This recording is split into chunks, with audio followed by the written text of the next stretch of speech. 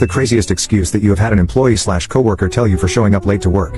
1. In my office there was an employee who was fired 20 years ago, but his excuses for being late or staying home still live on. He had dozens of dead relatives, and multiple ongoing problems with his car. He even was late one day because he backed up over a cat and was too upset to drive. But I think my favorite one was when he was waxing his kitchen floor, and waxed himself into a corner. Apparently he had to stand there for an hour until the wax dried. I've never met him but I feel that I know him well from his excuses. 2. This happened when I was in college. In my B school we had a very strict attendance policy and you get downgraded if you miss more than 2 lectures. I already had missed 2 lectures and could not afford another one. So even though I knew I was running late for the class, I rushed hoping that the professor would let me in. As I approached the classroom I saw a group of students standing outside. I inquired and found out that the professor was on fire that day and was not letting any latecomer in unless they had a genuine reason. I pushed the door and called out to the professor, "Excuse me sir." He turned back and said with a smirk, "So what excuse do you have?" I signaled him that I needed a minute and called out Proctor, a friend sitting in the class, and said with a loud voice, "Why did you lock the door from outside? This is happening for the second time." And then without letting him speak,